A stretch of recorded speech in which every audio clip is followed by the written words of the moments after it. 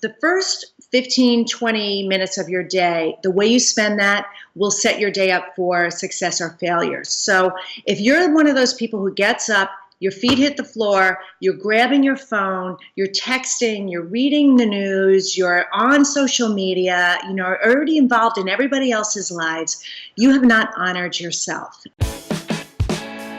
Did you push record?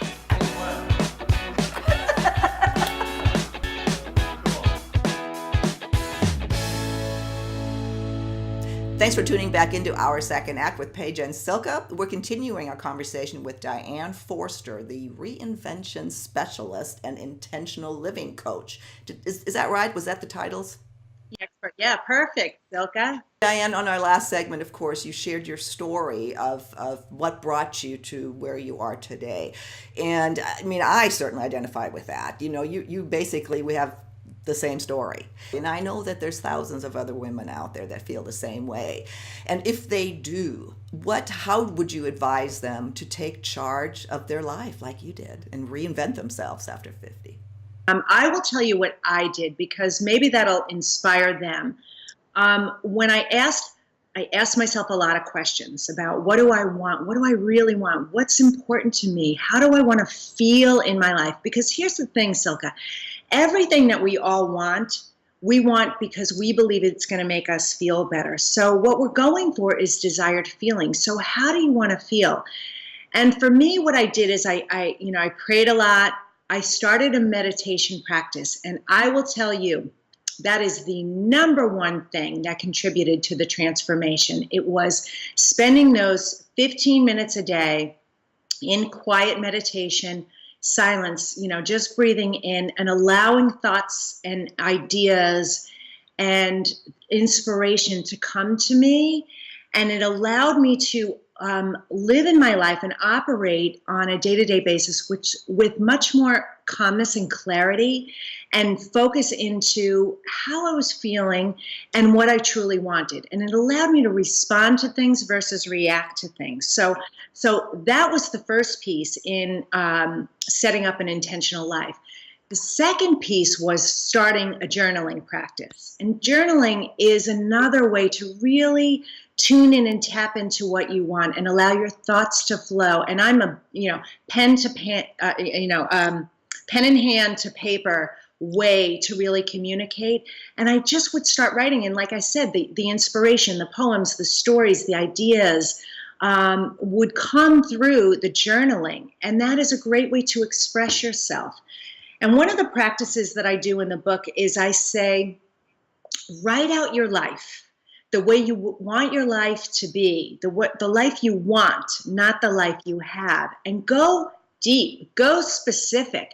Get into every intimate detail about what you want it to look like in your physical health, in your love life, in your family. Even if you think it's impossible. Even if you think it's impossible, dream big, like sky's the limit. That's a way to really get in touch with yourself about what it is you really want. What happens is, and I strongly advise doing this first thing in the morning, start your day that way. And I talk about it in my book. The first 15, 20 minutes of your day, the way you spend that will set your day up for success or failure. So if you're one of those people who gets up, your feet hit the floor, you're grabbing your phone, you're texting, you're reading the news, you're on social media, already involved in everybody else's lives, you have not honored yourself. And if you want a divine, loving life where you're really feeling joy and fulfillment every day, it starts with love of self first. And I call it in the book being selfish in a really good way. Honor yourself first, because by doing that, you're able to give so much more to the rest of the world. And it's so imperative that we do that, and we devote that time and care to ourselves first. Well, I've heard that so many times. That is like, I have to just do that. Yeah.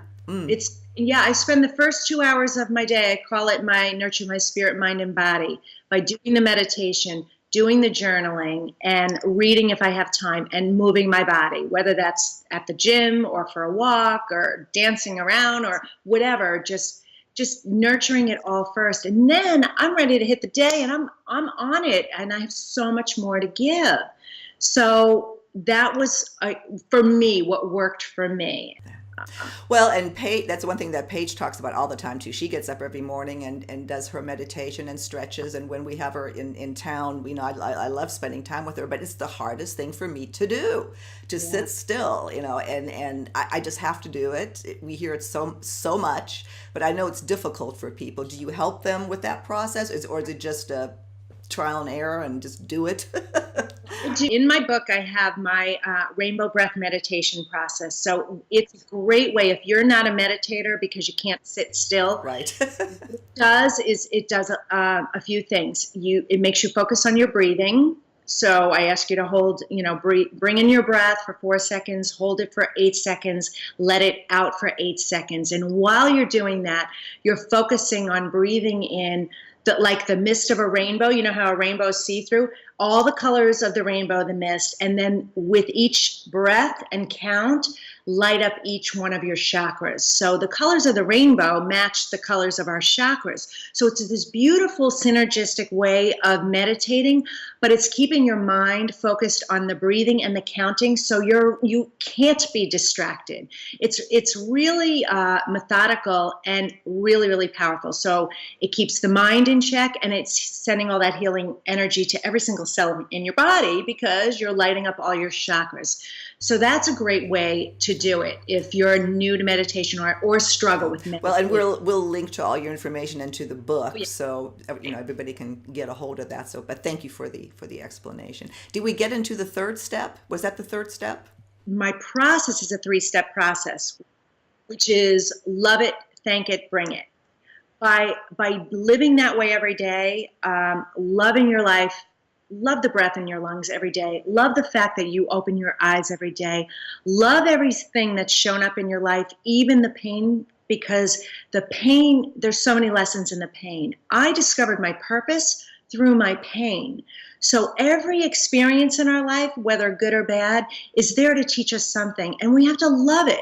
The thank it part is the gratitude part, and show gratitude and appreciation for everything as well. All the big, all the small, every moment is an opportunity to appreciate your life. And then the bring it is the power part of the whole process, which is everything that's shown up, loving and appreciating it. Then how do you move your life forward? How do you take everything that's happened to you and that experience and live in empowerment through that process? So it's very simplistic in many, many ways, but it doesn't have to be hard. It can be that easy to live intentionally through that 3-step process. It sounds daunting.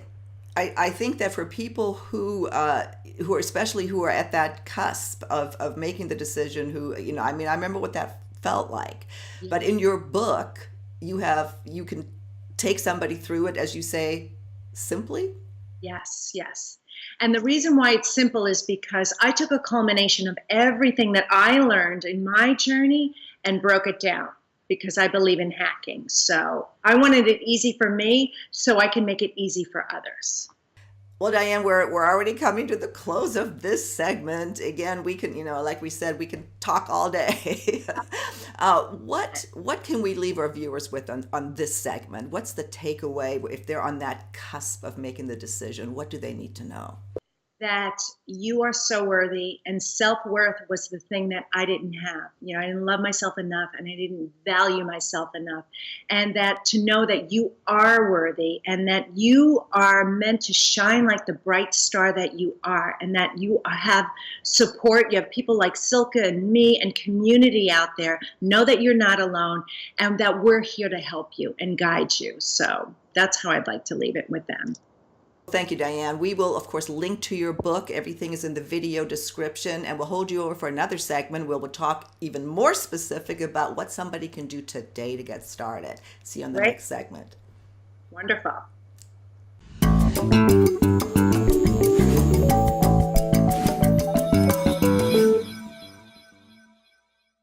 For more information about reinventing your life after 50, visit our website, secondact.tv. And if you haven't already done so, please take 1 second and subscribe to our channel.